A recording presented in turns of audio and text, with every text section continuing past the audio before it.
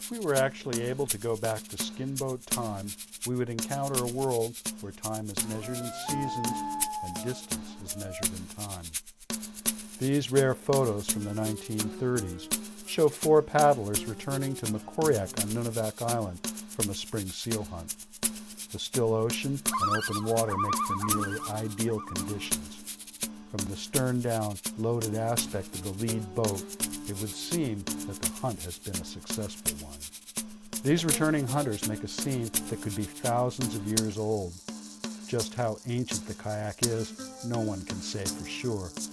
Models show that the kayak is at least several thousand years old, and it may have been developed from an undecked umiak-like boat.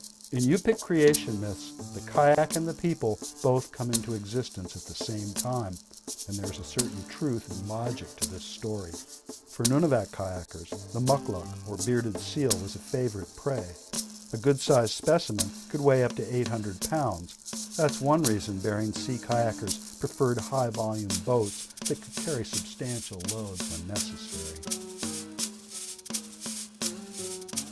Here some kids have turned out to help an uncle or father with the last leg of the trip home. A small lightweight sled was an important part of the kayak's gear and was carried year-round. The large cockpit size makes it easy to get in and out of the boat, a useful feature for maneuvering in ice and also handling big loads. Kayaks not in use were stored on racks to keep them safe from dogs that would eat the covering. This boat is skinned with the specially bleached white skin that is favored for ice hunting. If you look, you can see the legs of a sea monster named Pauriuk painted on the gunnel line. According to informants, his picture was painted on almost all Nunivak kayaks.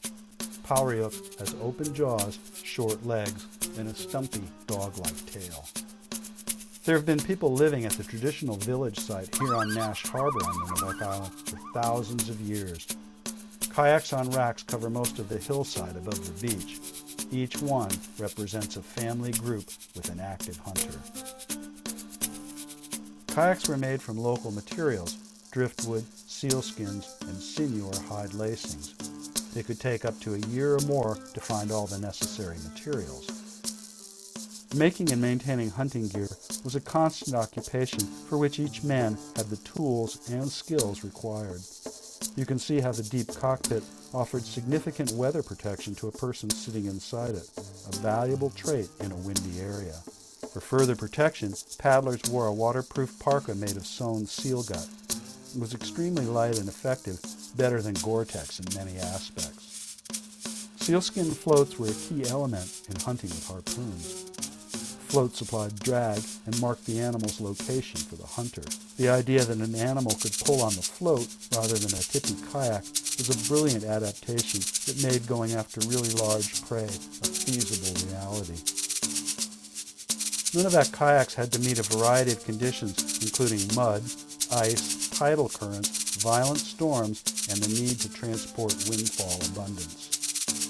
The characteristic bow and stern shapes of the hull functioned as grip points and handles, an important detail for kayaks that are moved frequently by a sled. Kayak use continued right into the modern age, as we can see in this picture of a Bristol Bay seine boat with 3 kayaks astern. Note the paddles and ice picks hanging in loops on the rear deck. This is standard equipment for the kayak at any time of the year. Kayak frames, as observed here in Kayaks, show the intricate construction that produces lightweight yet resilient frames that are built to take shock and abuse. Nunivak kayaks different from other Bering Sea kayaks in that they use one less stringer, 4 instead of 5, a different ribbing sequence, and very distinctive bow and stern shapes. Kayaks are kept uncovered when not in use. This adds to skin longevity and protects against frame rot. In a windswept seal camp on an offshore islet, 2 hunters crouch behind a stolen blind and wait for seals to surface on the reefs below. In this case, an onshore wind will blow the bodies ashore for easy retrieval. Their kayaks wait in racks for the trip home. Small offshore islands were not considered safe for camping, since they can be swept by waves from a sudden gale at any time of the year.